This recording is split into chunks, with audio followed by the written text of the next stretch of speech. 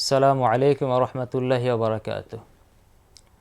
ইন্নাল হামদালিল্লাহি ওয়াহদাহু ওয়াসসালাতু ওয়াসসালামু আলা মান লা নাবিয়্যা বা'দা আম্মা বা'দ। সম্মানিত দর্শক মণ্ডলী, প্যান ভিশন টিভির রমাদান কেন্দ্রিক বিশেষ আয়োজন সিয়ামের আলো অনুষ্ঠান আপনাদের স্বাগত জানাচ্ছি।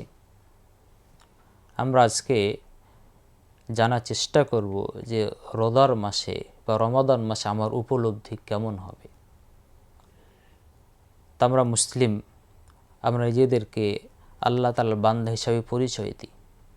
তো একজন মুসলিম বা একজন আল্লাহর বান্দার দুনিয়াতে আসার বা দুনিয়াতে তার জীবন অতিবাহিত করার অন্যতম একটা লক্ষ্য হচ্ছে নিজেকে জান্নাতি হিসাবে তৈরি করা এবং নিজেকে আল্লাহর ইবাদতে নিয়োজিত রাখা। এজন্য আমি যখন বা আমরা যখন আল্লাহর ইবাদত করতে পারি, আল্লাহর পথে নিজেকে নিয়োজিত রাখতে পারি এবং শয়তানের কুমন্ত্রণা থেকে যখন আমি নিজেকে বিরত রাখতে পারি, তখন সেটাই হয় আমার জীবনের সব থেকে বড় সফলতা। আর রমাদান মাস এমন একটা মাস, যেই মাসে আল্লাহ তাআলা এমন অনেকগুলো মাধ্যম দিয়ে রেখেছেন, উপকরণ দিয়ে রেখেছেন, যার মাধ্যমে একজন বান্দা আল্লাহর খুব সান্নিধ্যে চলে যায় এবং আল্লাহর খুব সহজ ইবাদত করতে পারে।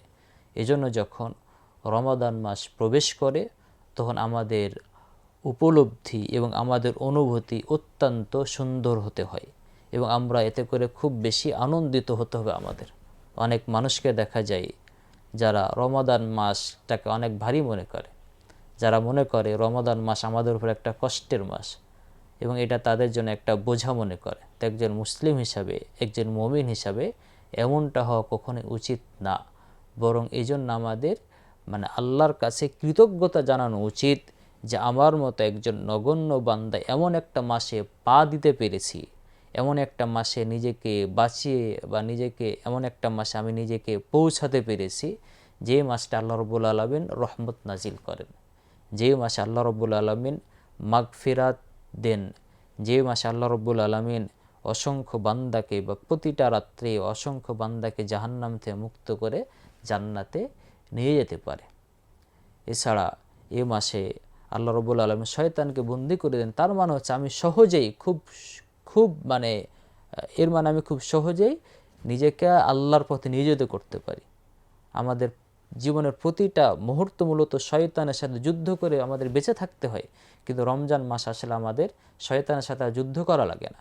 আমরা বিনা যুদ্ধেই আমরা আল্লাহর পথে নিজেকে আগিয়ে নিতে পারি, আল্লাহর পথে নিজেকে আমি সর্বদা ব্যস্ত রাখতে পারি।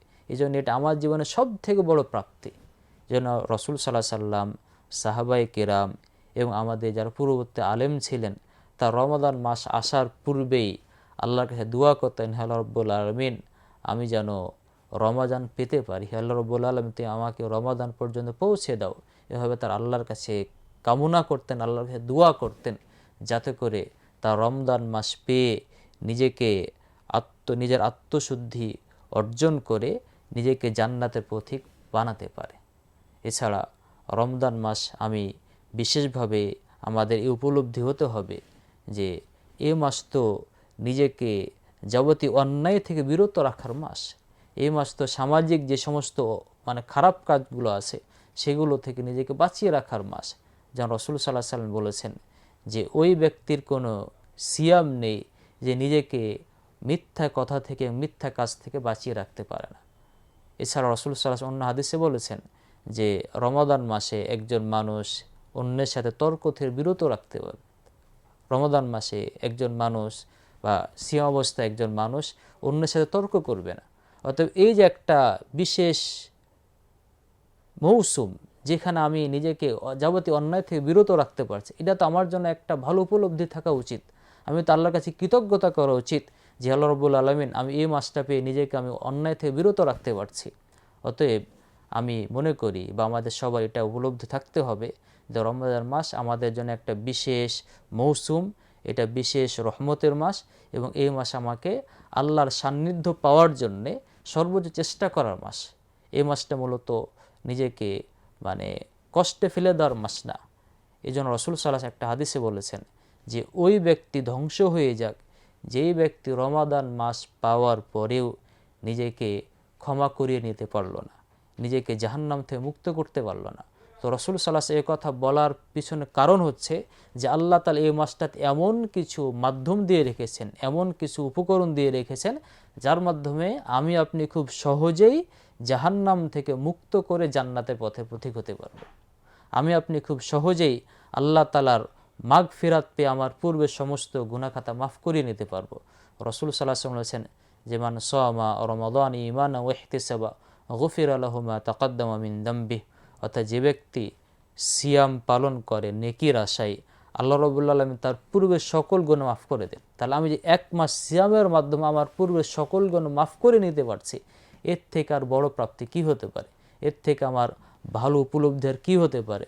অতএব আমরা উদাত্ত আহ্বান জানাই, আসুন আমরা রমজান মাসটাকে আমাদের জন্য কষ্টের মাস মনে না করে আমার জন্য রহমতের মাস মনে করি।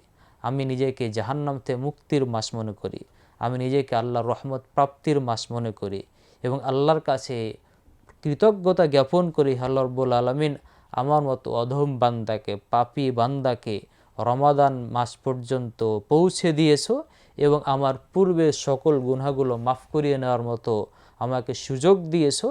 এই উপলব্ধি আমার ভিতরে তৈরি করি এবং এই যে রহমতের মাস, এই রহমতের মাসে যেন আমি রহমতের পথে চলতে পারি, একটা উপলব্ধি তৈরি করতে পারি এবং আল্লাহর কাছে দোয়া করি যেন আমি রহমতের ভিতরে থেকে আল্লাহর মাগফিরাত পাই।